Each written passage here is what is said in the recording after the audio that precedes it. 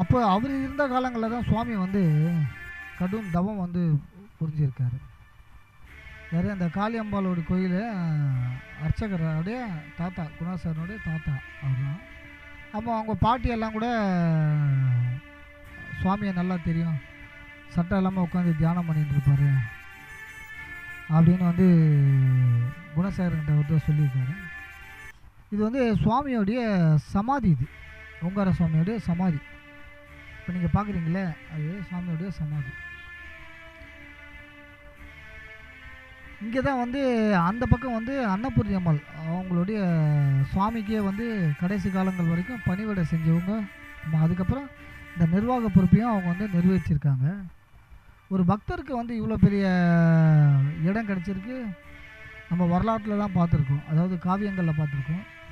சுவாமியோடைய எவ்வளோ பெரிய பெருந்தன்மை பாருங்கள். அவருடைய பக்தருக்கும் இங்கே தான் வைக்கணுன்ட்டு அவர் இருக்கிற காலங்கள்லேயே வந்து சொல்லிகிட்டு இருக்காரு. இப்போ சுவாமி வந்து இங்கேருந்து புறப்பாடு எடுத்துன்னு போயிட்டு காளியம்மா கோயிலுக்கு எடுத்து எல்லாமே தயாராகிட்டு இருக்கு. இதில் இப்போ வந்து ஜாதி மதங்கள் வந்து இங்கே வந்து பேதனைகள் கிடையாது. இங்கே எல்லா படமும் இங்கே இருக்குது. ஜீசஸ் படம், அல்லா படம், அதுக்கப்புறம் வந்து புத்தர் படம் அப்படின்ட்டு எல்லா, ஏன்னா இறைவன் வந்து எங்கும் தீர்க்கம் நிறைந்தவன், அதாவது வெட்டவெளி தானே இறைவன். ஒரு சூன்யமயமானத்துக்குள் இருப்பவன் தானே இறைவன். அவனை நீ வந்து எங்கேயுமே வந்து ரூபநாமங்கள் வந்து அவனை வந்து பார்க்க முடியாது. ஏன்னா அது அவர் வந்து ஒரு ஹை வோல்டேஜ். அந்த ஹை வோல்டேஜை நம்ம தனித்தனியாலாம் பார்க்கவே முடியாது. ஒரே ஹை வோல்டேஜ் தான் அவர் சாமி. ஓங்கார சாமிகள் அப்போ வந்து காளியம்பாள் கோயில் வந்து டெய்லி வந்து வேலை முடிச்சுட்டு அங்கே வந்து தவம் செய்வார். தவம் செஞ்ச காலங்களில் அப்படியே தொடர்ந்து இருக்கும்போது அவருக்குள்ளே வந்து ஒரு ஞானங்கள், அவருடைய அனுபவங்கள் பற்பல வந்து குறிப்பிடப்பட்டிருக்கு. அவருடைய புத்தகங்கள் டான் ஆஃப் நாலேஜ் அப்படின்ற அவருடைய புத்தகங்களில் வந்து குறிப்பிடப்பட்டிருக்கு. அவருடைய ஹையஸ்ட் நாலேஜ் இது வந்து சயின்டிஃபிக் கலந்த, அதாவது விஞ்ஞானம் கலந்த அறிவு சுவாமி சொன்னது. விஞ்ஞானம் கலந்த மெய்ஞானத்தை வந்து கூறப்பட்டிருக்கு. அதனால தான் சுவாமி என்னவோ அவரை பரமஹம்ச ஓங்கார சுவாமிகள் என்று நம்ம வந்து குறிப்பிடுகின்றோம். அவர் சமாதி ஆகிறதுக்கு முன்னாடி அவருடைய உடம்பு பலன்னு கண்ணாடி போல் மினுக்கும், அப்படியே ஜோதிமயமான அப்படியே மினுக்குமா. அவரை பார்த்தவங்க வந்து அப்போ வந்து சொல்லியிருக்காங்க. ஏன்னா வந்து அவர் 500 வருஷம் 600 வருஷம்லாம் கிடையாது. இப்போ ஜஸ்ட்டு ஒரு 60 வருஷத்துக்கு முன்னாடின்னு வச்சுங்களேன் சமாதி ஆனது. இன்னும் அந்த பெரிய இது கிடையாது. ஞானிகள், மகான்கள், சித்தர்கள் வந்து காலம் கடந்து தேவைக்கேற்றார்கள் மக்களுக்கு வந்து வெளிப்பாடுகள் கொண்டு வருவார்கள். காலத்துக்கு ஏற்றார்கள் மக்களுக்கு வெளிப்பாடுகள் கொண்டு வருவார்கள். இந்த உலக நன்மைக்கோசரம், உலக மக்கள் நன்மைக்கோசரம் வந்து அப்பப்போ பரமஹம்சர்கள் இந்த உலகத்திற்கு வந்து சில ரகசியங்களை சொல்லிவிட்டு போவது இன்று நேற்றல்ல, காலம் கடந்து எப்பவுமே அது மாதிரி இருக்கும். இப்போ ஓங்கார சுவாமி வந்து காளியம்பாள் கோயிலேருந்து ஊர்வலமாக எடுத்துகிட்டு போகிறதுக்கு உள்ளேருந்து எடுத்துகிட்டு வராங்க. இவங்கெல்லாம் வந்து இப்போ இதை எடுத்துகிட்டு வரவங்கெல்லாம் வந்து பயங்கர பக்தர்கள், சுவாமியோடைய பயங்கர டிவோடிஸ் எல்லாம். இதுதான் அது எப்படி நம்ம வியக்கத்தக்க வேண்டிய விஷயங்கள் தான் இந்த பக்தர்கள். ஏன்னா இவங்கக்கிட்ட வந்தால் இதை செய்ய அதை செய்ய அப்படின்னு நம்ம வந்து இந்த நிர்வாகங்கள் சொன்னதில்லை.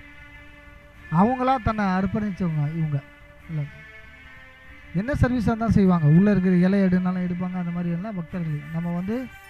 நம்ம ஜெயவோம் டிவி சார்பாக நம்ம அவங்களுக்கு ஒரு பெரிய நன்றி தெரிவிச்சிருக்கோம். ஏன்னா சர்வீஸ் பண்ணுறது பெரிய விஷயம். இப்போ வருடம் வந்து சுவாமியை இந்த மாதிரி தான் வந்து ஊர்வலமாக எடுத்துகிட்டு காளியம்பா கோயிலுக்கு எடுத்துகிட்டு போயிட்டு அங்கே ஒரு அர்ச்சனை பண்ணிவிட்டு திரும்ப இங்கே வந்து மறுபடியும் வச்சு யாகங்கள் வந்து ஸ்டார்ட் பண்ணுவோம். இது வந்து வழக்கமாக வடம் வச்சுன்னு இருக்காங்க. இது வந்து இப்போ நிர்வாகங்கள் வந்து திருமதி வசந்தா ரவிச்சந்திரன் அவர்கள் மற்றும் வந்து வசந்தா அம்மா அவர்களும் வந்து நிர்வகிக்கின்றாங்க.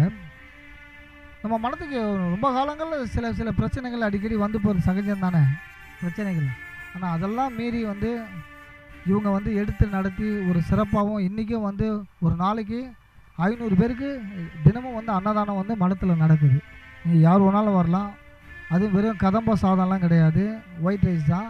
கூட்டு பொரியல், பாயாசம், வடை அப்படின்றது தினமும் 500 பேரில் நீங்கள் எவ்வளோ பேர் வந்தாலும் இந்த மடத்தில் வந்து தினமும் காலையிலேருந்து மதியம் வரைக்கும் அன்னதானம் வந்து தொடர்ந்து நடைபெறும். 3 மணி வரைக்கும் ஓடும். ஒரு நாளைக்கு மேக்ஸிமம் எனக்கு தெரிஞ்சு 600 பேருக்கு மேலே வந்து இங்கே சாப்பிடுவாங்க. இது வந்து ஒரு பெரிய சிறப்பம்சம். சுவாமி வந்து இருந்த காலங்களில் வந்து அன்னதானம் பண்ணணுன்ட்டு நினச்சிட்டே இருந்தார். ஆனால் அது பாருங்கள், அதுதான் வந்து அந்த காலம் கடந்து சில செயல்பாடுகள் நடக்கும்னு நினைக்கிறேன். இவங்க தான் வந்து வசந்தம்மா, அந்த பக்கம் இருக்கிறவங்க வந்து சந்திராம்மா, இவங்க தான் வந்து இப்போது இந்த நிர்வாகத்தை செய்கிறாங்க. ஆனால் ஒரு இன்வால்மெண்ட்டு, ஏன்னா ஒரு குடும்பத்தில் இருந்துட்டு ஒரு ஆன்மீக பணி செய்கிறதுன்றது வந்து எல்லாருக்கும் கிடைக்காது. ஒன்று, எவ்வளோ பிரச்சனைகள் சமாளிக்கணுன்றது வந்து நமக்கு வந்து தெரியணும். ஏன்னா நமக்கே வந்து ஆண்களுக்கே அதிகப்படியான எவ்வளோ பிரச்சனைகள் இருக்குது. ஆன்மீகத்தில் போனாலே வந்து பிரச்சனைகள் தான். ஆனால் அதெல்லாம் சமாளித்து வசந்தம்மாவும் சந்திராமாவும் இந்த பணியை செய்கிறதுக்கு அவங்களுக்கு நம்ம வந்து இந்த சேனல் சார்பாக நம்ம வந்து ஒரு நன்றியை தெரிவிச்சுக்கணும். ஏன்னா இது வந்து இயற்கை சார்ந்த ரகசியங்கள். யார் வேணும் அப்படின்றது இயற்கை எடுத்துக்குது. சுவாமி நினைக்கிறார். சுவாமி நம்ம நினைக்கலாம் அவர் சித்தர் மகன், அப்படி கிடையாது. அவர் வந்து பரம்பொருள் தான். ஏன்னா எங்கேருந்து வந்தாரோ அவர் அங்கேயே வந்து அந்த ஜோதியோடைய ஐக்கியம் ஆயிட்டார். நம்ம வந்து ஜோதிக்குள்ளே நீ வந்து எதை நீ பார்ப்ப, நல்லா யோசனை பண்ணி பாருங்கள். ஜோதிக்குள்ளே பிரித்தறிந்து பார்க்கவே முடியாது. ஏன் ஜோதியை நம்ம குறிப்பிட்டோம்? ஏன் நீர்னு சொல்லாமல், நிலம் சொல்லாமல்? ஏன்னா ஜோதியில் மட்டும்தான் பரிசுத்தத்தை வந்து காணப்பட முடியும். அதனால தான் வந்து அந்த பரிசுத்த நிலையான யாகங்களும் வளர்க்குறதுக்கு எதுக்கு நம்ம அதுதான் ஒன்றே ஒன்று, அதில் தான் நம்ம தீயிட்டு கொளுத்த முடியும் அப்படின்ற நம்மளுடைய முன்னோர்கள் சொன்ன ரகசியங்கள். அதை வந்து இந்த சுவாமி இருக்கிற காலங்களில் இந்த யாகங்கள் கூட செய்யப்பட்ட. அதுக்கு முன்னாடி இந்த மடத்தை உள்ளே செய்வாங்க. இப்போ வந்து வெளியில் இடம் பற்றாக்குறதுனால வெளியில் செய்கிறாங்க. சுவாமி இருந்த காலங்களில் அமாவாசை அன்னைக்கு வந்து கம்பல்சரி வந்து அன்னதானம் போட்டுருவார். ஆனால் சுவாமி நிறைய யாருக்கிட்டையும் அவ்வளோ பேச மாட்டார். இவர் வந்து நம்ம மௌன சுவாமி கூட சொல்லலாம். அந்த அளவுக்கு இப்போ எனக்கு தெரிஞ்சு சில பேர் சொல்லிப்பாங்க, சுவாமி வந்து அப்படியே இருந்துகிட்டே இருப்பார். ஆனால் அவர் பார்த்தா அவருடைய கண்கள்லாம் அப்படியே என்னமோ 1000 வாட்ஸ் பல்பு எரியிற மாதிரி தெரியும் அப்படின்னு அவரை வந்து பார்த்தவங்க வந்து சொல்லியிருக்காங்க. இப்போ சுவாமியுடைய ஊர்வலம் வந்து காளிகாம்பாளை நோக்கி வந்து பயணிக்கின்றது. இந்த இடம் தான் வந்து அசோக் நகர், இந்த ட்ரைனிங் போலீஸ் காலேஜ் பக்கத்தில் அம்மன் கோயில், காளியம்மன் கோவில். இதை வந்து குணசேகரன் அவர்கள் நிர்வாகம் செஞ்சுட்டு இருக்காரு. அவங்க தான் வந்து இந்த கோவில் பரம்பரையாக அவங்க வந்து பண்ணிட்டு இருக்காங்க. அவங்க தாத்தா இருந்த காலங்களில் தான் வந்து சுவாமி வந்து கடும் தவம் வந்து புரிஞ்சிருக்காரு. அவங்க தாத்தா வந்து அப்போல்லாம் வந்து எனக்கு தெரிஞ்சு இந்த இடம் வந்து ஓப்பன் பிளேஸ் தான். அப்போல்லாம் காம்பவுண்டுக்குள்ள சின்னதாக இருக்கும், முன்னாடி ஷெட்டு போட்டிருக்கோம். நான் கூட வந்து வெள்ளிக்கிழமை செவ்வாய்க்கிழமை இங்கெல்லாம் வந்து விளையாட்டு போவேன் மோஸ்ட்லி. அப்போ சின்ன வயசில் எங்கள் வீடு வந்து பக்கத்துலனால இங்கே வந்து விளையாட்டு போவோம். அப்போ சுவாமிகள் இருந்த காலங்களில் வந்து கடுந்தவம் புரிஞ்சு அவங்க இந்த குணசேகரனுடைய தாத்தா வந்து அவருக்கு நிறைய சப்போர்ட் பண்ணியிருக்கார். அவங்க பாட்டி, அவங்க தாத்தாலாம் வந்து நிறைய சப்போர்ட் பண்ண சுவாமி வந்து தவம் பண்ணேன். சுவாமி தவம் பண்ண காலங்களில் எந்த விதமான டிஸ்டர்பன்ஸ் இவருக்கு ஏற்படாத ஒன்றும் பார்த்து கொண்டு இருக்கின்றார் சுவாமிக்கு. குணசேகரனுடைய தாத்தா, அதாவது இந்த கோவிலுடைய அர்ச்சகர் அல்ல. அப்போது சுவாமி வந்து வேலைக்கு போவார், இங்கே வந்து தவம் பண்ணுவார். தவம் வேலை அப்படின்னு இருந்துட்டு சில காலங்கள் வேலையெல்லாம் விட்டுட்டு கடும் தவம் புரிய ஏற்பட்ட இடங்கள் தான் இந்த இடம், காளியம்பாள் கோயில். அங்கே கிடைக்கிறத வந்து சாப்பிட்டு அங்கேயே வந்து தன்னுடைய வாழ்நாளை முடிச்சுக்கணுன்னுட்டு அவருடைய வயசு ரொம்ப கம்மி. அப்போ சமாதி ஆகிறதுடைய வயசு வந்து சுவாமிக்கு வந்து ரொம்ப கம்மி. அந்த வயசில் சமாதி ஆகிறது வந்து அப்போ அவருக்கு வந்து அப்பயே ஏற்பட்டது. போதும் இந்த காலங்கள், அப்படி போதும் இந்த உடல் உடைய தன்மைகள் அப்படின்ட்டு சமாதி ஆகிறதுக்கு இந்த கோவிலில் தான் சமாதி ஆகிறதுக்கு பள்ளம் தோண்டி புதைக்கப்பட்டு ஊர் மக்களுக்கு வந்து அறிவிச்சிட்டாங்க, இந்த மாதிரி வந்து ஒரு சித்தர் வந்து சமாதி ஆக போகிறாரு அப்படின்னு. இந்த நெல்லாங்குப்பம், அசோக் நகர், ஒட்டகப்பாளையம், அதுக்கப்புறம் அந்த பக்கம் சைதாப்பேட்டை, இங்கே இருக்கிற மக்கள்லாம் வந்து ஓடி ஓடி வந்து வந்து பார்க்கறதுக்கு வராங்க. சுவாமி சமாதி ஆக போகிறது பப்ளிசிட்டி ஆகிடுச்சு கூட்டம் கூட்டமாக. ஏன்னா ஒருத்தர் வந்து சமாதி ஆகிறது பெரிய விஷயங்கள்ல. அப்போ வந்து வெள்ளைக்கார காலங்களில் சமாதி ஆகிறது கிடையாது. அப்போ வந்து இருந்த அரசாங்கம் வந்து சமாதி ஆகிறது வந்து தற்கொலை மாதிரி. அதனால் வந்து அப்போ வந்து சட்டங்கள் வந்து நிறைவேற்றப்படலை. அப்போ என்னென்னா அப்போ வந்து போலீஸ் அதிகாரிகள்லாம் வந்து கலெக்டர் உத்தரவு கொடுத்து சமாதி ஆகக்கூடாது அப்படின்னு சொல்லிட்டு அதை வந்து ஸ்டாப் பண்ணிட்டாங்க. சுவாமி வந்து சமாதி ஆகலன்ட்டு கீழே இறங்கிட்டாராம் சமாதி ஆகிறதுக்கு. அந்த பள்ளம் தோண்டி இறங்கிறதுக்கு சமாதி இறங்கிட்டாங்களாம். அப்போ வந்து சுற்றி காவல்துறையினர்கள் எல்லாம் கலெக்டர் மூலம் வந்து அவரை வந்து மேலே தூக்கிட்டு இருக்கிறாங்க. தூக்கிட்டு என்ன பண்ணாங்க, நீங்கள் வந்து சமாதி ஆகக்கூடாது, மாதிரி சட்டத்துக்கு புறமானது அப்படின்னு சொல்லி அப்போ இருக்கிற வந்து பைலா வந்து சொல்லப்பட்டிருக்கு. சாமி அதுக்கப்புறம் வந்து என்ன பண்ணார், சுவாமி வந்து அதுதான் வந்து தைப்பூச நாள் வந்து ஞானம் அடைந்ததாக அவர் வந்து குறிப்பிட்டிருக்கார். ஞானம் அடைஞ்சார். ஞானம் அடைஞ்சிட்டு அப்புறம் தான் வந்து சமாதி நிலைக்கே வந்து போகிறார் சுவாமி. பல காலங்கள் வந்து அடிக்கடி வந்து சமாதி நிலையை ஆழ்ந்து விடுவதாக அவர் கூட இருந்தவங்க சொல்லியிருக்காங்க. சுவாமியோடைய அற்புதமான அவருடைய கண்கள் தான், மகான்களுடைய கண்களில் வச்சு தானே நம்ம வந்து எல்லாமே ஐடென்டிஃபிகேஷன் பண்ணுறது. ஏன்னா அங்கே வந்து பொய் நிரம்பி இருக்காது, உண்மை நிரம்பி இருக்கும், ஒளி ததும்பி இருக்கும், ஒளி பரவசமாக இருக்கும்.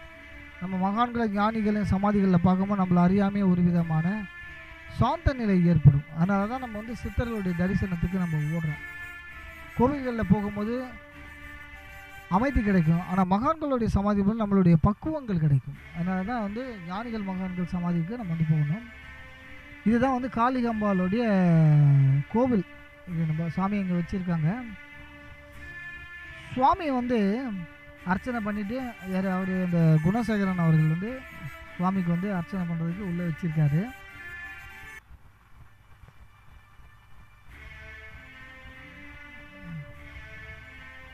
நம்ம காளி அம்பாளை பற்றி நம்ம சொல்லணும்னா, ராமகிருஷ்ண பரமஹம்சருக்கும் ஓங்கார சுவாமிக்கும் நிறைய ஒற்றுமைகள் இருக்குது. இந்த வகையில் நம்ம வந்து பார்க்கும்போது, ஏன்னா ரெண்டு பேருக்குமே வந்து பரமஹம்ச நிலையை கொடுத்ததே வந்து ரெண்டு பேருக்கும் வந்து காளிகாம்பாள் தான். காளிகாம்பாள் வந்து ஓங்கார சுவாமிக்கும் காளிகாம்பாள் தான் இங்கே வந்து சமாதி ஆகிறதுக்கு அந்த ஞான நிலை கொடுத்ததுக்கும் அதுதான் காரணம். பரமஹம்சர் அவருக்கும், அதாவது ராமகிருஷ்ண பரமஹம்சருக்கும் காளிகாம்பாள் தான் வந்து உறுதுணையாக இருந்திருக்காங்க. ஏன்னா வந்து அம்பாள் இந்த வந்து உலகத்தோடைய பிரபஞ்சம், அது மட்டும் இல்லாமல் அவங்க தான் வந்து காஸ்மிக் பவர், உலக நடன தாண்டுவத்தில் அவங்க தான் முன்னிருந்து நம்ம வந்து உருவங்களாய் பார்த்து கொண்டிருக்கும். அவங்க எல்லாம் வந்து ஒரு சக்தியாய் வெளிப்படுத்தி கொண்டிருப்பது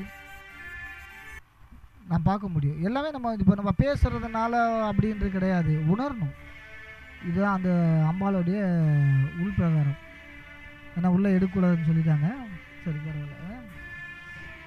இவர் தான் வந்து அந்த குணசேகரன் அப்படின்ட்டு காளியம்பாள் கோயிலில் நிர்வகிக்கிறார். இவர் தான் சொன்னாருங்க, சுவாமி வந்து அவங்க தாத்தா பாட்டி வந்து இவர்கிட்ட சொன்னாங்களாம், ஓங்கார சுவாமி வந்து இங்கே தான் வந்து பள்ளம் தோண்டி புதைக்கிறதுக்கு அந்த உள்ள கல்லெல்லாம் வச்சு கட்டிட்டு இருக்கிறாங்க சமாதி ஆகிறதுக்கு கீழே. அந்த பள்ளம் தோண்டி அந்த இடம் கூட வந்து சூளம் நடப்பட்டிருக்கு. அவர் தான் சொன்னாங்க, அவங்க பாட்டி சொன்னாங்களா, இந்த இடத்துல தான் வந்து இன்னமும் அந்த இடத்துல வந்து அந்த கல்லெல்லாம் கட்டப்பட்டு கீழே அந்த தலங்கள் வந்து இருக்குது, அது மேலே தான் இந்த சூளங்கள் வைக்கப்பட்டிருக்கு அப்படின்னு அவர் வந்து கேட்கும் போது அவங்கள சாமியோடைய வரலாறு அவர் சொன்னார். அது வந்து ஒரு பெரிய விஷயங்கள் தான். ஏன்னா அங்கே இருக்க ஒரு நிர்வாகங்கள் வந்து ஒரு மகானுக்கு வந்து தெரிஞ்சு ஒரு மதிப்பு மரியாதை கொடுக்குறாருன்னா நம்ம வந்து உண்மையாலுமே வந்து அவங்களுக்கு வந்து நம்ம ஒரு நன்றியை சொல்லணும். ஏன்னா எந்த விதமான, ஏன்னா வட செய்கிறோம், எந்த விதமான ஆட்சேபனை தெரியும். இந்த இடம் தான் சுவாமி கீழே, இது கீழே தான் பள்ளம் தோண்டி கல்லெல்லாம் கட்டி கிட்டத்தட்ட 60 வருஷத்துக்கு முன்னாடி சமாதியாக்கப்பட வேண்டிய இடம் தான் இந்த இடம். இந்த இடத்துல தான் வந்து அந்த பீடம் மேலே கட்டப்பட்டிருக்கு, சூளம் வைக்கப்பட்டிருக்குன்ட்டு இந்த குணசேகரன் ஐயா வந்து சொன்னார். அது நம்ம அந்த இடத்த வந்து நம்ம வந்து பார்க்குறோம். இதெல்லாம் நம்மலாம் பார்க்குறதுக்கு கொடுத்து வச்சுருக்கணும் நம்ம. ஏன்னா அப்போ நம்ம அந்த காலங்களில் நம்ம சுவாமி கூட இல்லை, இருந்தாலும் வருத்தம். ஆனால் இப்போ நம்ம கூட இருக்கிறாரு, அதில் வந்து மாற்றங்கள் கிடையாது. இப்போ வந்து சுவாமி வந்து புறப்பாடு ஏற்பட்டிருக்கு, சுவாமியோடைய புறப்பாடு ஏற்பட்டு அப்படியே உள்ளுக்குள்ளே பிரகாரத்தை சுற்றி பார்த்துட்டு சாமியை மீண்டும் வந்து சாமியா மண்டலத்துக்கு எடுத்துகிட்டு போயிட்டு, இது எல்லாமே வந்து வருட வந்து இந்த ஒரு முறையை வந்து கடைபிடிக்கிறார்கள். சாமி அப்படியே தூக்கிட்டு வர்றது, ஏன்னா இதெல்லாம் வந்து ஒரு பெரிய குடுப்பினை தாங்க. சாமியை வந்து நம்மலாம் வந்து தூக்கிட்டு இறக்குறது அப்படின்றது ஒரு குடுப்பினை தான். வாழ்க்கையில் ஒரு பெரிய மாற்றங்கள் வரும். நம்ம நினைக்கலாம் வந்து வேண ஒன்று எல்லாமே கிடச்சிடும் அப்படின்னா, நம்மளும் வந்து எதிர்பாராத பிரதிபலனை எதிர்பார்க்காத சர்வீஸ் வந்து பண்ணணும். நம்ம எல்லாமே பிரதிபலனை எதிர்பார்த்து சர்வீஸ் பண்ணின்னு இருக்கோம். அதனால் வந்து நமக்கு கொஞ்சம் வீழ்வு தான் வச்சுங்களேன். ஆனால் பிரதிபலனை எதிர்பார்க்காத இந்த பக்தர்கள் எல்லாமே வந்து சர்வீஸ் பண்ணுறாங்க. எனக்கு தெரிஞ்சு இவங்கெல்லாம் வந்து உண்மையிலுமே வந்து வாழ்க்கையில் நல்லா இருக்காங்க. நான் பார்த்தது வரைக்கும் சுவாமியுடைய அருளாசிகள் முழுமையாக எடுத்து வாழ்க்கையிலும் சரி, அவங்களுடைய தொழில் முறைகளும் சரி நல்லா சிறப்பாக தான் இருக்குது பக்தர்கள். அது இல்லாமல் அவ்வளோ சீக்கிரம் சாமியார் மடத்துக்குள்ளே யாரும் போயிட முடியாது. ஏன்னா வினை பயன் கர்ம வாசனைகள் இல்லாமல் மடத்துக்குள்ளே போக முடியாது. எத்தனையோ மடங்கள் வந்து கூட்டம் நெரிச்சல்கள் அதெல்லாம் பார்த்துங்க. ஆனால் சாமியார் மடம் போனீங்க வச்சு அமைதியாகவும் சைலண்ட்டாகவும் இருக்கும். அங்கே நீங்கள் ஒரு 10 நிமிஷம் நின்னாலே என்னமோ வந்து பல ஆண்டு காலம் வந்து அமைதியை நீங்கள் வந்து விரும்பினது போலவே இருக்கும். அதனால தான் இந்த மடத்துடைய பெரிய பியூட்டி. நீங்கள் உள்ளே போயிட்டாலே நம்ம மனம் வந்து அரெஸ்ட் ஆகிடும். மனம் வந்து வேலை செய்யவே செய்யாது. நீங்கள் எதனா வேணும்னு நினச்சா கூட வேண்ட முடியாது. மனம் ஒரு விதமான ஆனந்த நிலைக்கு அழைத்து செல்லும். நீங்கள் சாமியார் மடத்துக்குள்ளே காலை வச்சாலே அவ்வளோ சீக்கிரம் பார்க்க முடியாது. நீங்கள் பாருங்கள், பவுரோஸில் இருக்குது சாமியார் மடம், பக்கத்தில் இருக்குது அவருடைய ஜீவ சமாதி. அந்த சமாதியை நம்மளால் வந்து தரிசிக்க முடியல. நம்ம இது வரைக்கும் பார்க்காதவங்க போயிட்டு பாருங்கள், சுவாமியோடைய அருளாசைகள் பெறுங்க, வேண்டிக்கங்க. ஏன்னா மகான்கள், அதாவது பகவானை விட மகான்களுடைய வார்த்தைகள் வந்து பலிதூபமாகும். மகான்கள் வந்து நம்மளை வந்து வேண்டாம் வந்து விட்டுற மாட்டாங்க. அந்த அளவுக்கு வந்து நம்மளை வந்து பாதுகாப்பாங்க. இங்கே உண்மையாலுமே வந்து அதாவது நமக்கு வந்து என்னென்னா எதிர்பார்ப்புகளோடு நீங்கள் வந்து போகிறதுனால தான் எந்த இடங்கள் நம்மளுடைய எதிர்பார்ப்பு விழுவாகின்றது. ஆனால் மகான்களுடைய சமாதிக்கு எதிர்பார்ப்போடு போகாதீர்கள். உங்களுக்கு என்ன தேவைன்றதை அவங்க வந்து நிறைவேற்றி விடுவாங்க. சுவாமி வந்து அந்த 7 திரை பற்றி அவர் வந்து விளக்கங்களை வந்து சுவாமி வந்து இன்றைக்கி ஈவினிங் வந்து ஏற்கனவே ஒரு வீடியோ போட்டிருக்கோம். அன்றைக்கி நடந்த ஒரு விழா தான், ஈவினிங் போட்டிருக்கோம். அதை நீங்கள் பாருங்கள். சுவாமி சொன்ன 7 திரை விளக்கங்கள். இதில் வந்து வசந்தம்மா அவங்க வந்து அற்புதமாக வந்து நல்லா சொற்பொழிவு ஆற்றிருக்காங்க. இப்போ நான் கேட்குறதுக்கும் அப்போ கேட்குறதுக்கும் நிறைய வித்தியாசம் இருந்தது. அப்போ வந்து கிட்டத்தட்ட நான் 2000லேருந்தே வரேன் அவங்களுடைய வார்த்தைகள்லாம் கேட்குறது. இப்போ கேட்குறதுக்கு நிறைய வித்தியாசம் பக்குவப்பட்டு இருக்கின்றது. ஒருவேளை பக்குவம் தான் ஞானங்களோ எனக்கு வந்து புரியல. ஏன்னா அப்போல்லாம் வந்து ரொம்ப எமோஷன்ஸ் டைப்புன்னு, இப்போ அவங்க வந்து ரொம்ப பக்குவப்பட்டிருக்காங்க. அது கூட என்ன சொல்லனா,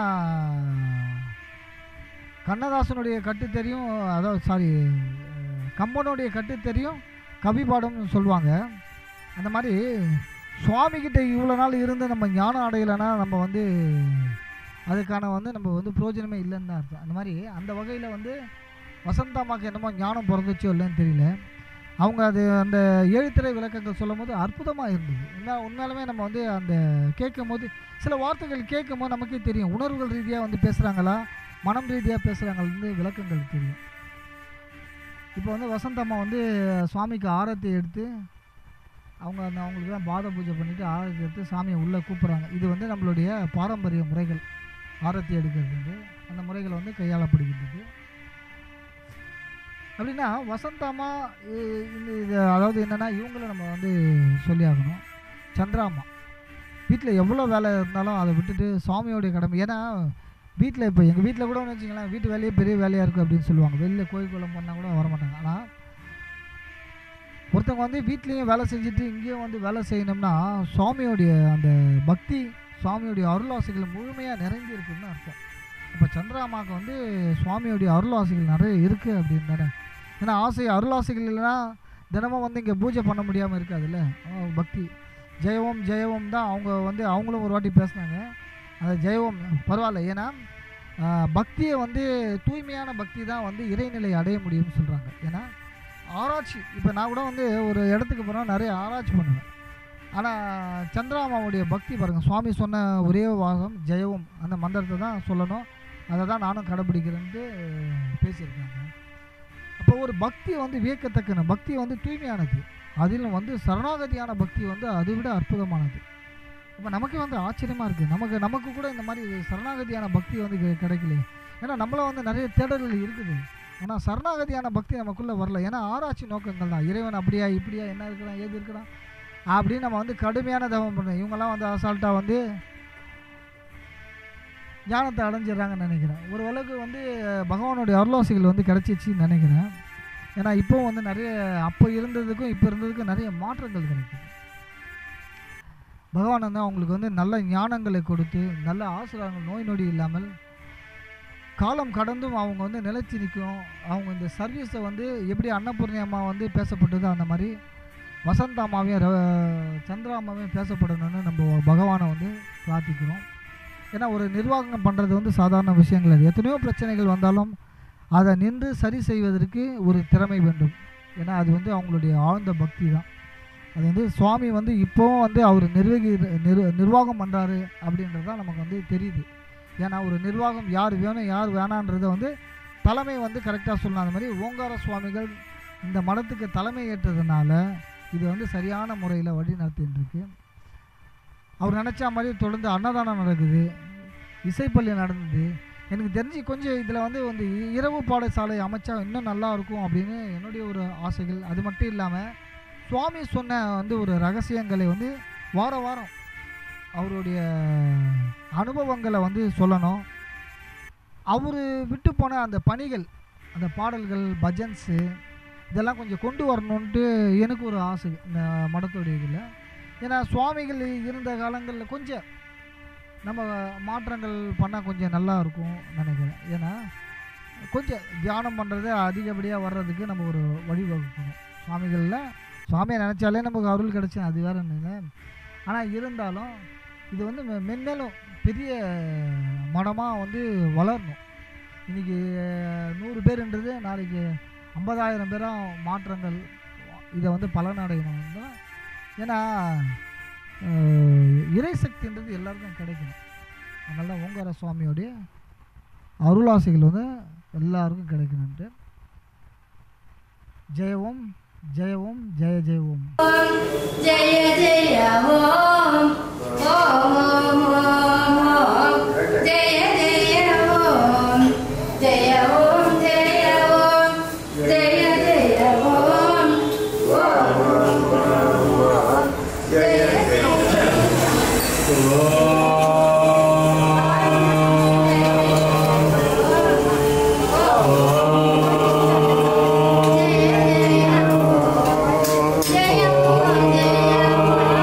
Yeah.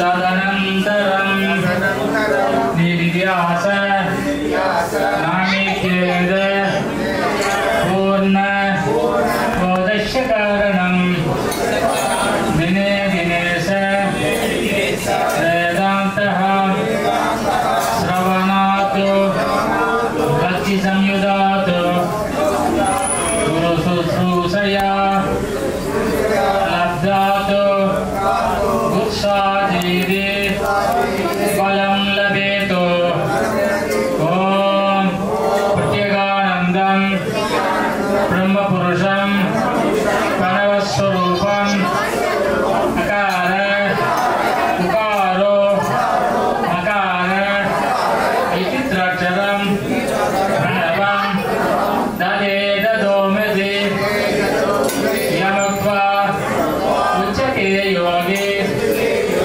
Janma Samsara Pandanat Omkaram Bindu Samyuktam Nityam Jayanti Yoginaha Kamadam Mochadam Saiva Omkaraya Namo Namaha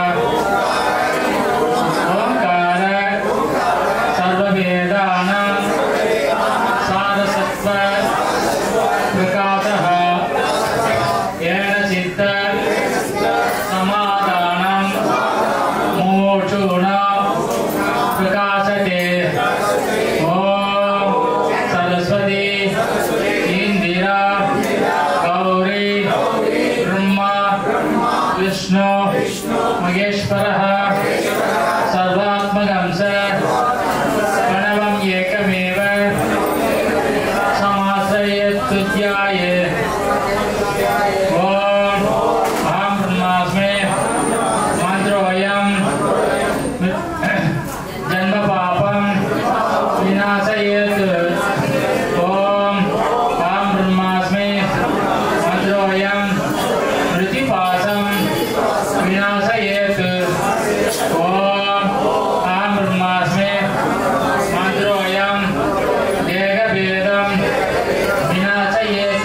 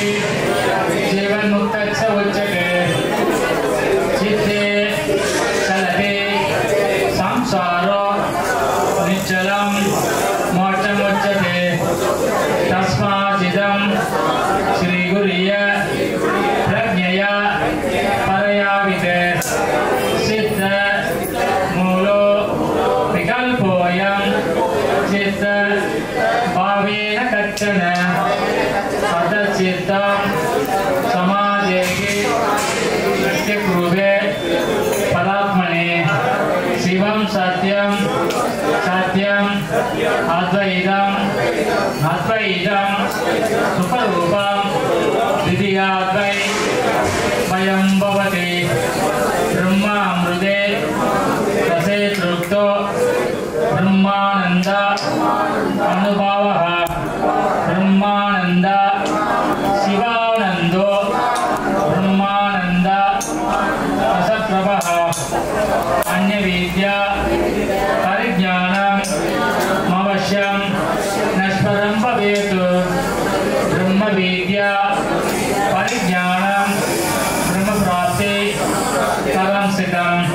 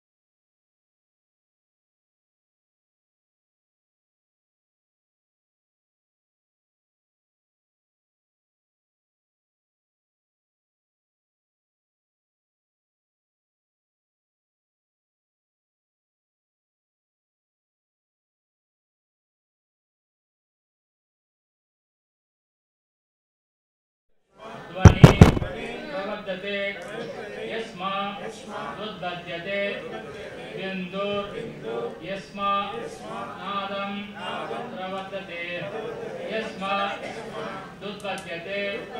अंसो यस्मादुद्बध्यते मनः उद्यपतेजो नीलके समुद्रिते पंचात्मके योगगुणे प्रवृत्ते नजस्वरोगो नजरा मृत्यु साम्पत्य योगाग्निमयं शरीरं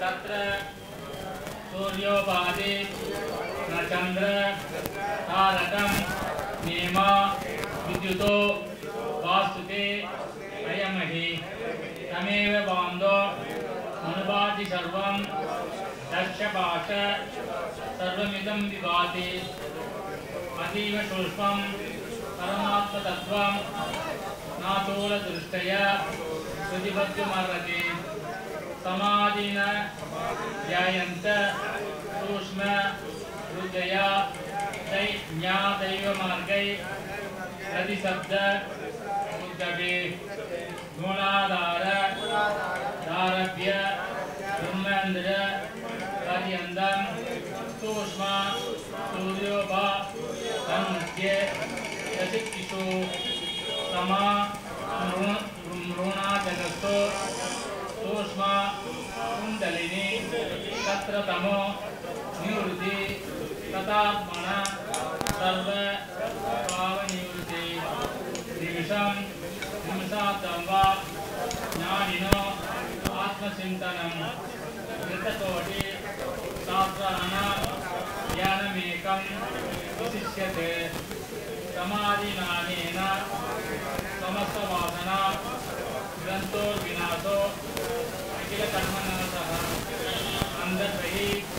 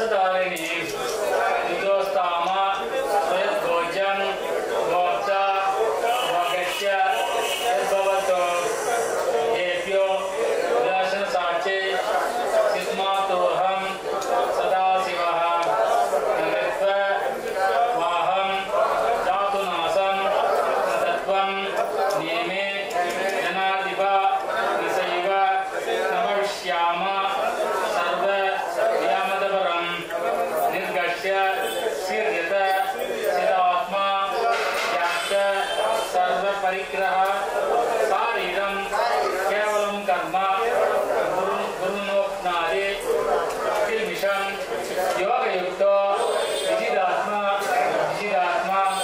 जितेन्द्रियः सर्वभूतात्मा भूतात्मा गुरुन्नपि न लिख्यते दिवन्ता सुसोभवन्ता रामा संज्योति देवयः सयोगी ब्रह्मनिर्याणं ब्रह्मभूतो निगच्छति ॐ नित्येकाचरं ब्रह्म व्याहरन्म मनुस्मरन् यद्याति त्याजन् देहं सयाति परमं गतिम् एवं तदभ्यास्ता समाधियोगिनो निवृद्ध सर्वेन्द्रिय दोषस्य हि विनिर्जिता शेष निवाप्रोहं सदा दृष्ट्योपवेयं सद्गुणात्मना विज्ञानमेत अखिलं स्मृतिश्रयमेकं वेदान्तवेद्य शरणेन मय्यैव गीतं यत्सद्य परिगते गुरुभक्तियुक्तो मद्रूपमेति यति मत्वचनेषु भक्ति एकाग्रमते नित्यं अभाव अनवचित ब्रह्मज्ञान तस्य सर्वतो जीवन्मुक्तश्च उच्यते दूरस्थो मासिन दूरस्थ केन्द्रस्थ केन्द्रवर्जितं विमल सर्वतो ध्येहि सर्वव्यापी निरञ्जनम् अहिंसा पुष्पं सर्वभूत दया पुष्पं क्षमा पुष्पं विशेषितः शान्ति पुष्पं तप पुष्पं ज्ञान पुष्पं तथैव सत्यम् अष्टविध पुष्पं विष्णुं प्रीतिकरं भवेत् सूक्ष्म परनित्यं तत्त्वमेव तत्त्वमेवात् जागृतस्वप्न सुसुर्याते प्रपञ्चं यत् प्रकाश्याते तत् ब्रह्म इति ज्ञात्वा सर्व भवैकमुच्यते अन्तर्जङ्ग बहिर्जङ्ग आत्मसङ्गं तृतीयजयत् सर्वसङ्ग निवृदात्मा तात्मान तमान आत्मानि अनादस्य शब्दस्य दस्य नादस्य योर्पणि बने अन्तर्गतं ज्योति अन्तर्गतं मनः तन्मनो निलयं याति तद्विशो परमं पदम्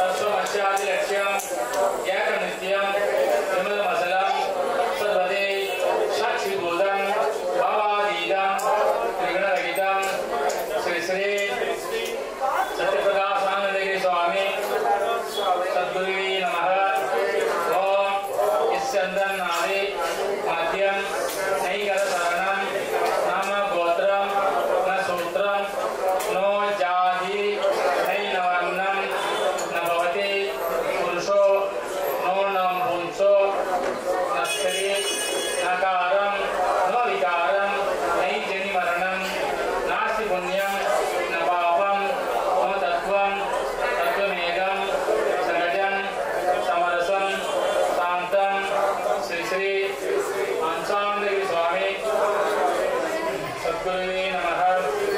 आनंदम आनंदम वरप्रसन्नम ज्ञानप्रसन्नम जभोगयुक्तम योगेन्द्रमीश्यम गौरववैद्यम तस्मै श्री श्री अन्नपूर्णा देवी ब्रह्मणे नमः। ओम अतिदिया अखिलोपाधि विनिर्मुक्तं तत्सकल सद्रूप ऋणि तपनयां यन्तं नित्यं शिवं शान्तं निर्गुणं नित्येदिवासं अनिर्वासं चैतन्यं ब्रह्म। ओम अतिदिया ब्रह्माण परमानंद नित्यशुद्ध बुद्धमुक्त सत्यस्वरूप व्यापक ब्रह्म परिसन्नं ब्रह्म। ओम अजरो अमरो मृतो प्रियोर्ब्रह्म। ओम एकमेव अयब्रह्म नेनान्त किंसन। ओम प्रणवातखिल अनन्तात्मिकं ब्रह्म। ओम सच्चिदानन्द तेजकूटस्थ ओम स्वरूप तारकं ब्रह्म। ओम नित्येकाक्षरं ब्रह्म। ओम विज्ञान आनन्दं ब्रह्म। ओम सर्वकालबाधितं ब्रह्म।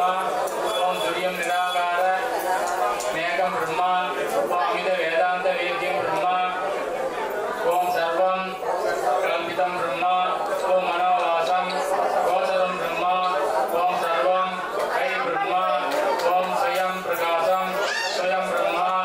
ओम राम एव परब्रह्म राम एव परं तपः। ओम राम एव परं तत्त्वं श्रीरामो ब्रह्मतारकम्। ओम ब्रह्मानन्दमय ओम ब्रह्मनारायण ओम लोको ब्रह्म गुरो ब्रह्म ऋषियो ब्रह्म सदाशिवा। ओम अनन्त अप्रमेय अखण्ड परिपूर्णं ब्रह्म। ओम कालत्रय बाधितं ब्रह्म। ओम परमात्मये पंचमये त्रिकालमूलको त्रिगुणमूलको कारणानन्द दृष्टि वेदे लयमूलको कारणमयि भूगवलयो परमात्मको वन्दनम्बो। ओम ओम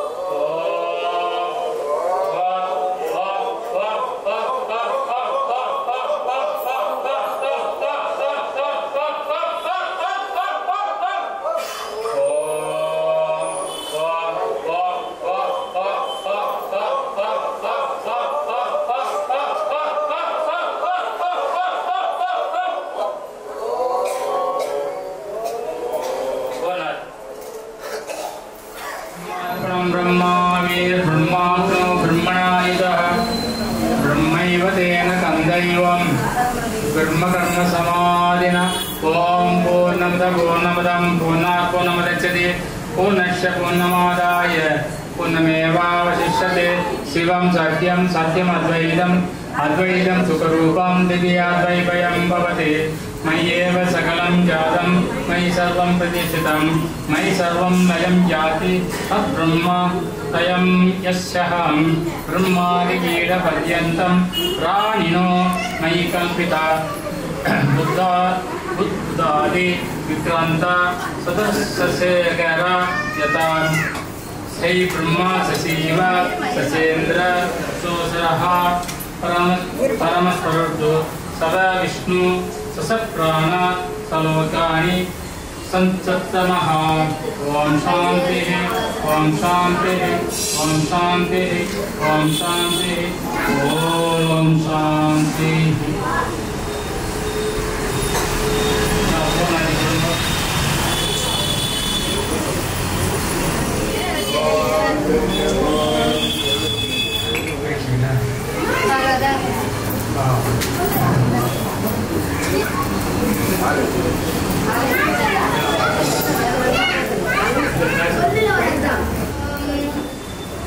எல்லாரும் கொஞ்சம் வாங்க, பேசுறதெல்லாம் கொஞ்சம் நேரம் அப்புறமா பேசலாம், சரியா? ஆத்மா இந்த சாமி கிட்ட வந்திருக்கிறோம், சாமியை மட்டும் கொஞ்ச நேரம் பண்ணுவோம். அவ்வளோ தூரத்துல இருந்து ஐயா வந்திருக்காரு. அதனால ஐயாவோட எப்படின்னா சாமியை பற்றின சில விஷயங்களை ஐயா பேச சொல்லுவோம். அதை கேளுங்க. தைப்பூசம்னா என்ன, சுவாமி எப்படி ஞானம் அடைச்சாரு, அதை பற்றி உங்களுக்கு விளக்கமா சொல்ல போறாரு. இந்த நேரத்தில் நல்ல அற்புதமா யாகம் வளர்த்தி கொடுத்து நல்ல முறையில இப்ப இந்த யாக பூஜை முடிஞ்சது. அடுத்து ஐயாவோட சொற்பொழிவுக்கு அப்புறமா இங்க நித்திய பூஜை நடக்கும். அது முடிஞ்ச உடனே அழகா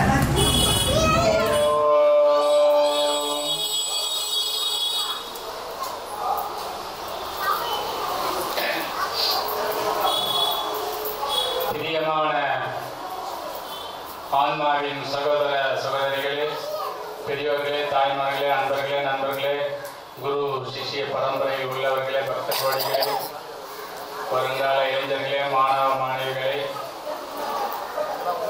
அனைவருக்கும் முதற்கண் வணக்கத்தை தெரிவித்துக் கொள்கிறேன். வணக்கம். இன்று மிகவும் மகத்துவம் வாய்ந்த நாள். ஸ்ரீ ஸ்ரீ பரமஹம்ச ஓங்கார சுவாமிகள் அவர்கள் ஸ்ரீ காளியாதேவி கோயிலில் தவம் செய்து கொண்டிருக்கையில் ஞானம் அடைந்த நாள்.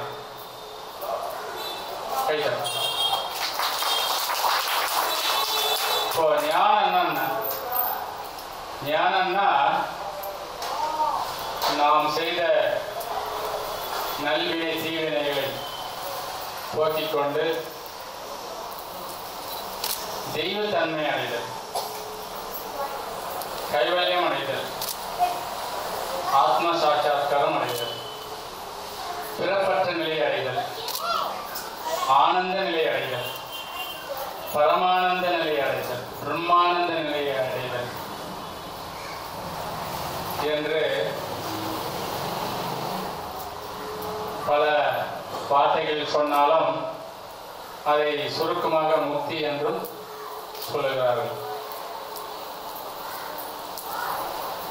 ஸ்ரீ பரமஹம்ச ஓங்கார சாமி திருத்தணி அடுத்த தொங்கல்சரகண்டி கிராமத்தில் அஸ்ரீ ஸ்ரீ வெங்கடராஜவுக்கும் ஸ்ரீமதி சுப்பம்மாவுக்கும் 1921 ஜூன் 10ஆம் நாள் மகனாக அவதரித்தார். அவர் 5 வயதிலேயே பக்தி ஆரம்பிச்சிருச்சு. ராமா ராமா என்று தாரக மந்திரத்தை அவர் ஓய்வு கிடைக்கும் போதெல்லாம் சொல்லிக்கொண்டே தெரிந்தார். அதுக்கடுத்து திருத்தணியில் அவர் இன்டர்மீடியட் படித்தார். 1942 லயோலா காலேஜில் BA பிலாசபி படித்தார். படித்துட்டு அவர் திருப்பதிக்கு செல்லும் ரேணிகுண்டா வழியில் ஒரு நாள் அவர் குளத்தில் குளிக்க செல்லும் போது ஸ்ரீ சண்முக ஆனந்த சாமி கூடி ரயில்வே ஸ்டேஷனில் சந்தித்தார். அங்கே அவரிடத்தில் ஒரு சில நேரம் உரையாடி அவர் குருவாக ஏற்றுக்கொண்டு அவரிடம் ஓம் ராமா என்ற தாரக மந்திரத்தை தீட்சையாக பெற்று ஒரு வாரம் இரவும் பகலும் தியானம் செய்து ஒரு வாரத்திலேயே கோதண்ட ராம தரிசனத்தை அடைந்தார். கோதண்ட ராமன்னா ஸ்ரீராமர்,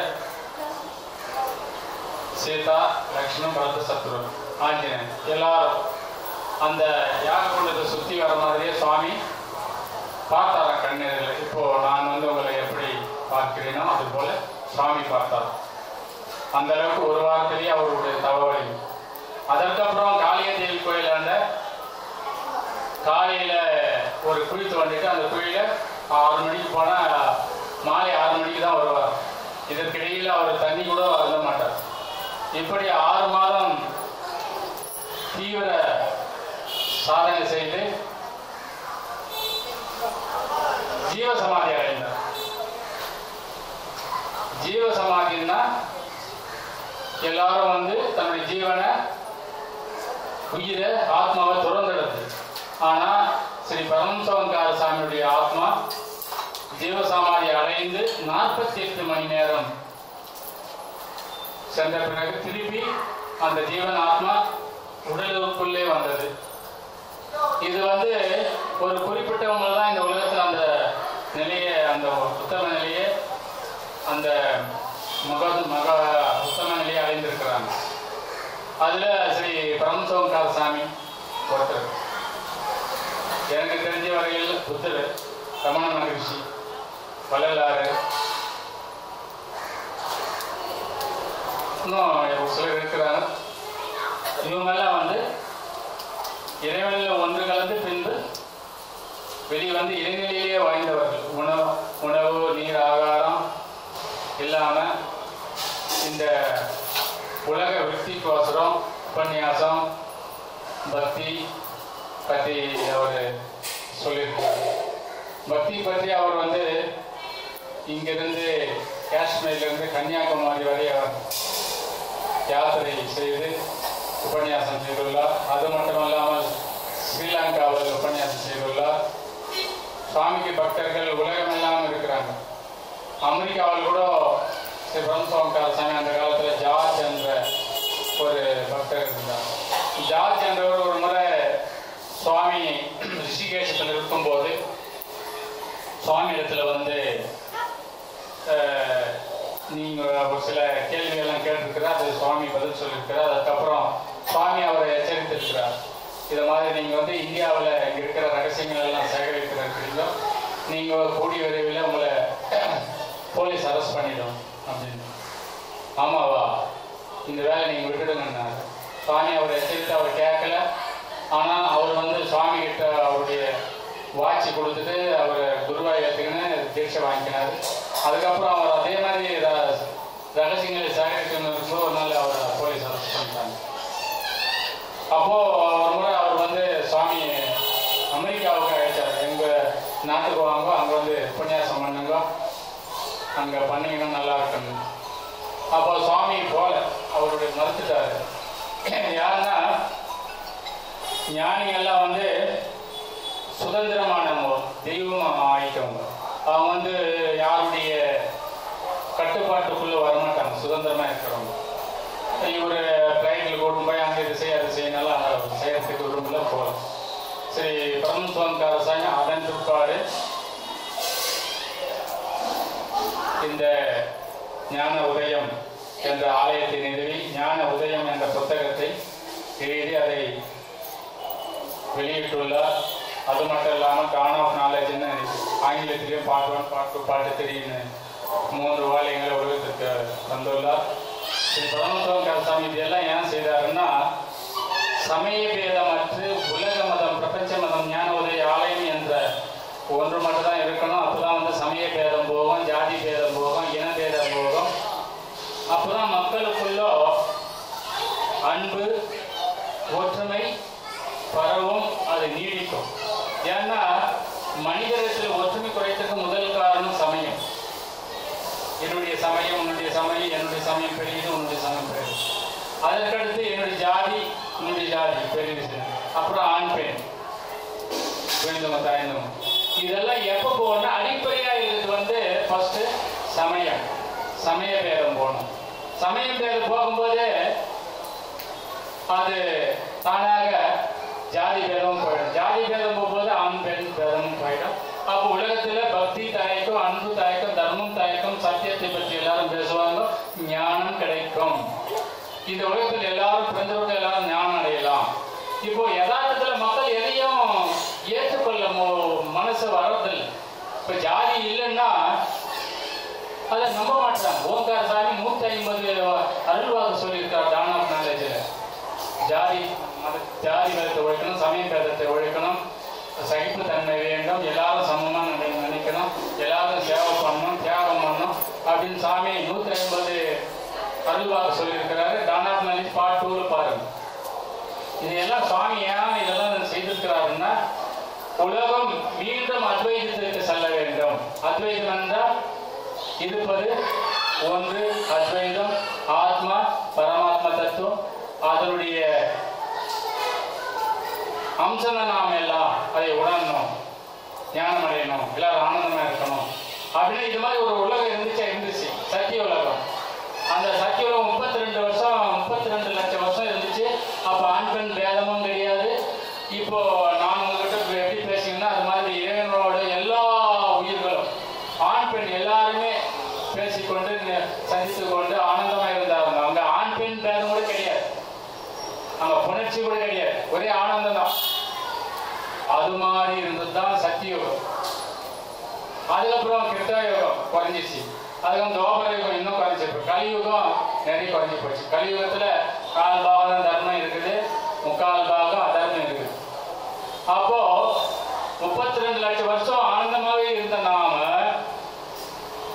இப்போ மாறி மாறி இன்ப துன்பம் மாறி மாறி அனுபவிச்சுக்கிறோம். இது காரணம் நாம் இயந்ததை பெற வேண்டும். எதை இயந்தோம்?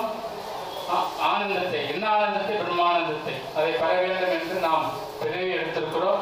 இந்த உரிமை, இந்த தன்மை எல்லாருக்கும் உரித்தாகும். ஏன்னா நாம இப்போ எல்லாரும் ஒரு வீட்டில இருந்து வந்திருக்கிறோம், இல்லை ஆசிரமத்தை வந்துட்டு அங்கதான் போவோம். ஆனா எல்லாரும் ஒரே இடத்திலிருந்து வந்திருக்கிறோம். இந்த உலகத்தில் இருக்கிற அத்தனை மதமும், அத்தனை மனிதர்களும், அத்தனை உயிர்களும், தேவாதி தேவர்களும், 84 லட்சம் ஜீவராசிகளும் ஒரே இறைவனுடைய அணுதான். அதுதான் சுவாமி சொல்லியிருக்கிறார், ஓம் சின்மாத்திர ஸ்வரூபா சர்வ பிரகாசா. சின்மாத்திரன்னா கண்ணுக்கு தெரியாத அணு மாதிரி இருக்கிறது, அதான் சர்வ பிரகாசமா இருக்கு. அந்த தன்மையை எல்லாரும் அடையணும். அதுதான் நமக்கு சாஸ்வத ஆனந்தமா இருப்போம், துக்கமே இருக்காது, நிரந்தர தீர்வு அப்படின்னு ஸ்ரீ பரமசிவம் சொல்லியிருக்கிறார். அது இந்த நாளில் அவர் அந்த தன்மை அடைந்தார். தைப்பூசத்திற்கு விசேஷமான நிறைய தன்மைகள் இருக்குது. ஒன்று, பிரம்மதேவன் ஆதி காலத்துல உலக உயிர்களை படைக்க ஆரம்பித்தது தைப்பூசத்தில். அப்புறம் பார்வதி பரமசிவன் அதாவது வந்து என்ன சொல்லுவாங்க, லீலை சக்தி நாட்டியம் ஆடுந்து இங்க சொல்றாங்க. மூணாவது, முருகருக்கு வந்து பார்வதி வேல் கொடுத்து தாரகாசுரனை வதம் செய்தது இந்த நாள். அப்புறம் முருகருக்கு வந்து வள்ளி தெய்வம் வள்ளிக்கும் முருகருக்கும் திருமணம் ஆனது இந்த நாள்ல. அப்புறம் பஞ்சபூதங்கள் தோன்றியது இந்த நாள்ல. முதல்ல வந்து நீர் தான் தோன்றியது, அப்புறம் நிலம், அப்புறம் காற்று, அப்புறம் நெருப்பு, கடைசி ஆகாயம். அதனால இந்த தைப்பூசத்துல வள்ளலார் வந்து ஜோதியில 2.5 கலந்தார். தைப்பூசத்துல அன்னைக்கு வந்து நாம வீட்டிலேயோ இல்லை கோயிலுக்கோ இல்லை ஆசிரமத்துக்கோ சென்று விரதம் இருந்து வழிபட்டால் நினைத்தது கோரியது நடக்கும் என்று ஐதீகம். இன்றைய தைப்பூஜை இந்தியா மட்டுமின்றி உலகம் முழுவதும் கொண்டாடி கொண்டிருக்கிறார்கள். அதனால இந்த நாளில் எதை ஆரம்பித்தாலும் அது வெற்றி அடையும். அதனால நாட்களிலேயே சிறந்தது, மகத்துவம் வாய்ந்தது தைப்பூசம். தைப்பூசத்தில் பிறந்த ஒரு பிள்ளை வந்து அந்த வீட்டில் எந்த பிள்ளைனா பூசத்தில் பிறந்தானா அவன் பக்தி ஆயிடுவான், இல்லை அவன் எந்த துறையை எடுத்தாலும் அதில் வல்லவன் ஆயிடுவான். தைப்பூசத்தில் பிறந்தவங்க பெரும்பாலும் பக்தி தான். பரமசிவ சாமி பூச நட்சத்திரத்தில் பிறந்தவர்.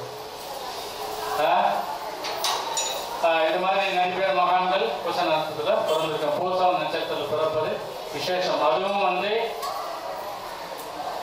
இந்த தை மாசத்துல இந்த நாளில் பிறகு மிகவும் விசேஷமானது. அதனால வந்து தைப்பூசம் சிறந்த நாள். இந்த நாளில் நம்ம ஸ்ரீ பரமசிவம் ஞானம் அடைந்திருக்கிறார். அதெல்லாம் நாம் அந்த மகத்துவத்தினால நாம் இங்கெல்லாம் வந்து கூடி இறைவன் பேரில் சொல்ல வாய்ப்பு கொடுத்தா இந்த ஸ்ரீ பரமசிவம் அவதார நோக்கம் மிகவும் விசாலமானது. எல்லாரும் ஞானம் அடையணும்னு சொன்னார். பொதுவான மதத்தில் இருக்கணும்னு. அதனால்தான் சுவாமி வந்து எல்லா இந்த மத போதனைகள் பேரும் சொன்னாரு. அந்த உருவ படங்களையும் ஆலயத்தில் நிறுவியிருக்கிறார். அது மட்டும் இல்லாம அவர் வந்து உலகத்தை சமநோக்கில் பார்த்தார். உலக அபிமானியாக இரு, லோக அபிமானியாக உண்டு. அவர் எந்த நாட்டையும் எந்த மனிதனையும் வேறுபடுத்தி பார்க்கவே இல்லை. இப்போ இன்னொன்று நம்ம ஆசிரமத்துக்கெல்லாம் பீட்டாதிபதி அவங்க இல்லை, சேவை செய்யறவங்களுக்கு முக்கியத்துவம். அவங்க சேவை செய்யறவங்க வாயாடி வழியா வந்தது சேவை செய்யணுங்கிறதோ. இந்த அம்மா பாருங்க, வசந்த அம்மா அவங்களுடைய மாமனார் சேவை செய்தார். ஓங்கார சாமிக்கு தண்ணி கல்கண்டு பக்தவங்களுக்கு கல்கண்டு கொடுத்து சாமிக்கு தண்ணி கொடுத்தோம், சாப்பாடு கொடுத்துருந்தாரு. அவரும் அந்த அண்ணா புண்ணியம்மாவும் அவரு பிற்பாடு வாழைய இந்த அம்மா வந்து இங்கிருந்து இந்த சேவையெல்லாம் பண்ணிக்கிறாரு. சென்னையின்னா ஸ்ரீ பரமசிவங்கார சாமி சமாதி அடைந்திருக்கிற இடம் மகா சமாதி. பக்கத்திலேயே அன்னபூர்ண அம்மா சமாதி இருக்கு. சுவாமிக்கு சேவை செய்வோ அந்த அம்மா அதுக்கு அந்த அம்மா சமாதி ஆகிட்ட உயிர் துறந்துட்டப்ப அந்த அம்மா எங்கடி நிச்சோம். அப்போ சத்திய வேலை செய்யும் சாமி அப்படின்னு சொன்னார். அப்போ உயிர் போயிட்டப்போ எல்லாரும் என்ன இருக்குது சாமியை அம்மாவுக்கு என்ன எழுதி வச்சுக்கிறத பார்த்துட்டு அந்த பேப்பர்கள்லாம் பார்க்கும்போது அந்த அம்மா உயிர் துறந்த என் பக்கத்துலேயே இடம் பக்கத்தில் சமாதி வச்சிருந்தேன். சாமி எழுதி வச்சுட்டு போயிருக்காரு. பெற்ற தாய்க்கு அந்த பாக்கியம் கிடைக்கல, சிஷியர்களுக்கும் பிரதான சிஷியர்களுக்கும் அந்த பாக்கியம் கிடைக்கல. ஒரு மகானுக்கு சேவை செய்ததுனால தாய் ஸ்தானம் கிடைச்சது. அது எவ்வளோ பெரிய விஷயம். அதனால ஓங்கார சாமி வந்து எளிமையானவர், ஆனால் சக்தி வாய்ந்தவர். அவர் வந்து என் நாடு என் மக்கள் என் மதம் வாழ்ந்ததே கிடையாது. அவர் அந்த நோக்கமே இல்லை. இந்த உலகத்திற்கு ஒரு புதிய தெளிவையும் எளிமையும் தந்தாருன்னா அது ஞான உதய ஆலயம். நாமெல்லாம் வந்து இனிமேல் இந்த ஆலயத்துக்கு வரோம். சாமியினுடைய நோக்கம் என்ன? சேவை செய்யணும். ஞானம், அதாவது வந்து நிஷ்காமிய சேவை. எந்த எதிர்பார்ப்பு இல்லாத சேவை செய்யணும், அது நிஷ்காமிய சேவை. அப்போ அது என்ன வேணும் அவர் தானே கொடுப்பார். உங்களுக்கு பக்தி வேணுமா, ஞானம் வேணுமா, உத்தியோகம் வேண்டுமா, குழந்தை வேண்டுமா, கல்யாணம் வேண்டுமா, ஆரோக்கியம் வேண்டுமா, எதில் நீங்கள் பாதிக்கப்பட்டிருக்கீங்களோ அந்த நேரத்துக்கு அது ஒரு கொடுப்பார். ஆனால் சேவை செய்யணும். இங்கே சேவைக்கு வரும்போது வந்து இந்த சுய கௌரவம் பார்க்கக்கூடாது. எனக்கு இந்த இடம், எனக்கு இந்த அந்தஸ்து, நான் இவ்வளோ படிச்சிருக்கிறேன், நான் பணக்காரன், நான் ஏழை, நான் ஆண் பெண், எனக்கு தெளிவு, எனக்கு ஞானம் அதிகம், இதெல்லாம் பார்க்கக்கூடாது. ஓங்கார சாமி ஆலயத்துக்கு வந்துட்டா சாமி நான் வந்து சரணாகதி, அங்கே சேவை செய்ய வந்துட்டேன், எனக்கு என்ன வேண்டுமோ நீங்கள் பார்த்துக்கோ, நான் வந்து உங்களுடைய நேரில் இருக்க விரும்புகிறேன், உங்களுடைய தத்துவத்தை உணர வேண்டும் விரும்புகிறேன், ஞானம் அடைய விழைகிறேன் என்று இடத்தில் வந்துட்டா எல்லாம் அவர் பார்த்துக்குவாரு. ஆனால் இது வந்து ஞான உதயாலயம் வந்து பார்க்கறதுக்கு இங்கே 100 பேர் 500 பேர் அப்படிதான் தெரியும். ஆனால் இது பிரபஞ்சமெல்லாம் இருக்குது. திருத்தணியில் இருக்குது, தொம்மல் சிறுகனில் இருக்குது, பன்னல்பேட்டில் இருக்குது, ஏகப்பண்டியில் இருக்குது, போபால் 40 பிரான்ச் இருக்குது, பிரான்ச்சு. இனி வருங்காலம் ரெட்டியார்புரத்தில் இருக்குது. வருங்காலங்களில் உலகமெல்லாம் இது இந்த ஞான உதயாலயம் ஸ்தாபிக்கப்பட உள்ளது என்பதை பெருமையோடு சொல்லிக் கொள்கிறேன். இந்த நன்னாளில் வாய்ப்பளித்த அனைவருக்கும் நன்றி கூறி நிறைவு செய்கிறேன். மங்களம் குருதேவாய மகனீய குணாத்மனே சர்வலோக சரண்யாய சாது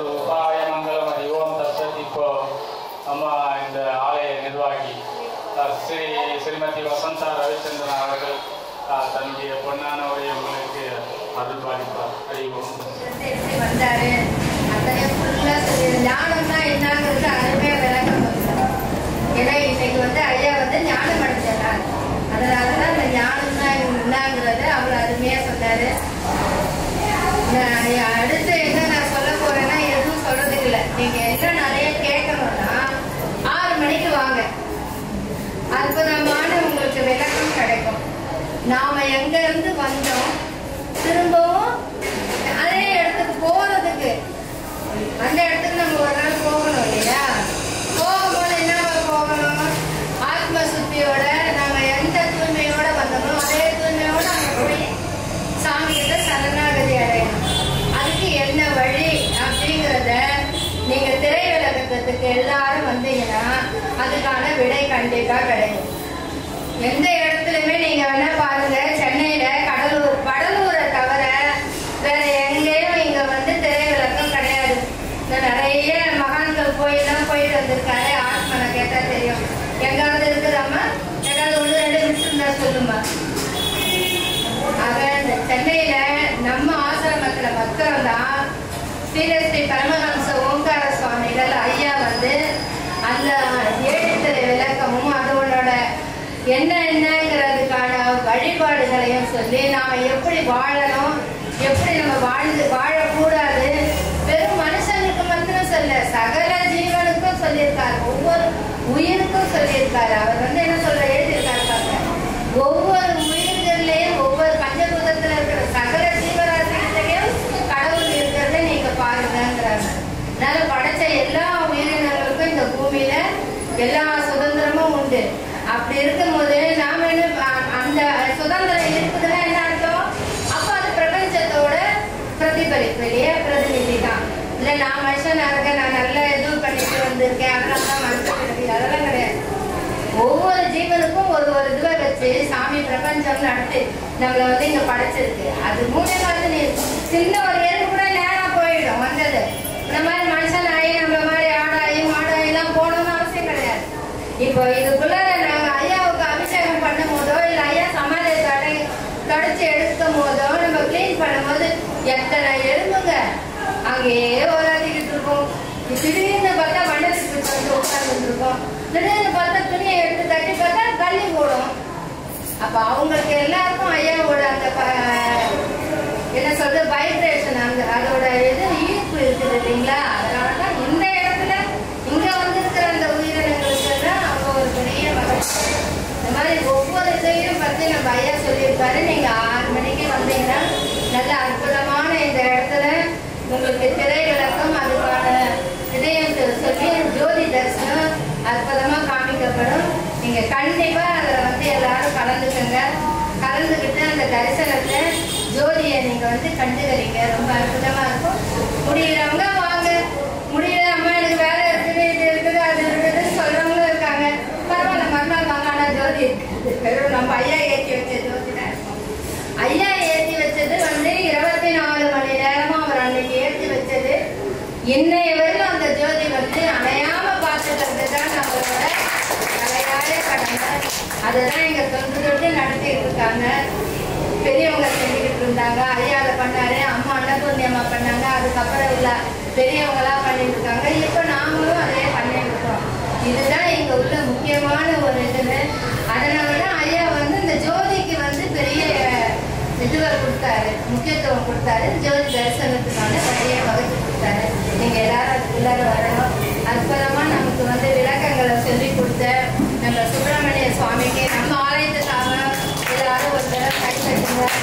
ஒவ்வொரு நாளும் ஒவ்வொரு விழாவுக்கும் இங்க வந்து அவர் நல்ல முறையில நமக்கு எல்லாமே நடத்தி கொடுத்துட்டு இருக்காரு.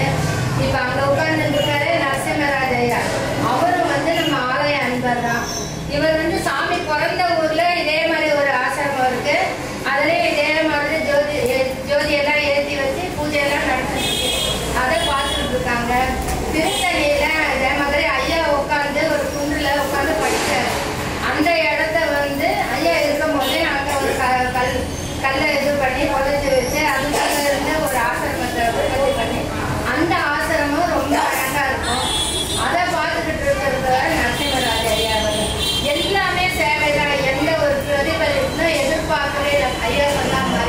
நிஷ்காமிய சேவை தான் செஞ்சுக்கிட்டு இருக்கிறாங்க. இவங்களோட இது வந்து நல்லா மென்மேலும் வரணும். இவங்க பெரியவங்க, நான் வந்து இவங்களை வந்து ஆசையெல்லாம் பண்ண வேண்டாம். இவங்களோட பரிபூர்ண ஆசீர்வாதம் நமக்கு கிடைக்கணும். இவங்களோட ஆசீர்வாதத்தினால இந்த ஆசீர்வாதத்தில் தொட்டு வேலை செய்யணும்னு சொல்லிட்டு நானும் ஐயாட்ட பிரார்த்தனை பண்ணிக்கிறேன். இப்போ தினப்படி அந்த பூஜையை பண்ணிட்டு எல்லாரும் ஆகார சாப்பிட போகணும். ஐயா எங்க அவங்க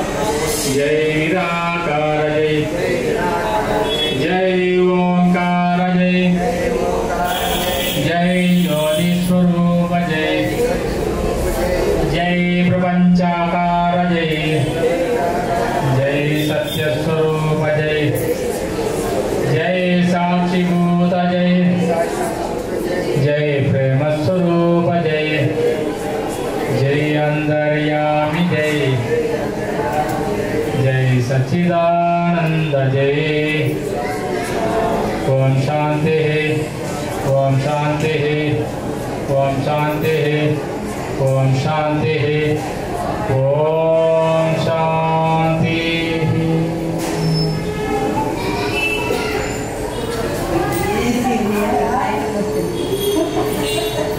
अय्या अय्या वस्तारा लोपला రండి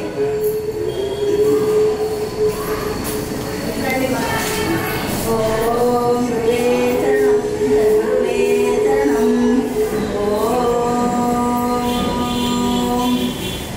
ఓం ఓం మంగళం గురుదేవాయ మహనీయ గుణాత్మనే సర్వలోక శరణ్యాయ సారూపాయ మంగళం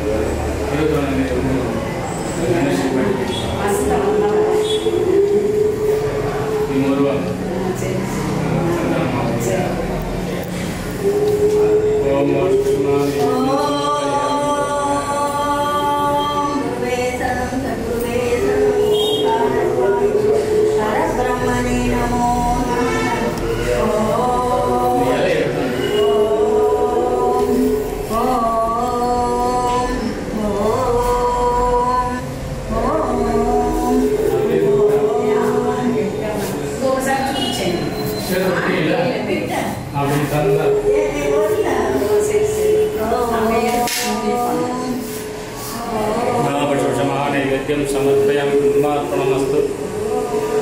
अन्नपूर्णम्मा తందన్నా తందదాని అలంకారం అంతా చాలా బాగుంది. ఓం పిల్లకాయలు బాగా చేస్తున్నారు. ఓం శక్తి ఓం శక్తి ఓం శక్తి ఓం ఇచా శక్తి క్రియా శక్తి పరాశక్తి ఓం ఆది శక్తి మూలద జ్ఞాన శక్తి ఓం ఓం శక్తి ఓం శక్తి ఓం శక్తి ఓం పరమహంస ఓంకారసముల మంగళమిది జయ మంగళం కరుణామయ మంగళరణం ఆపారగ మంగళము ప్రణవ మంత్రము జయ సద్గురుదేవు మంగళం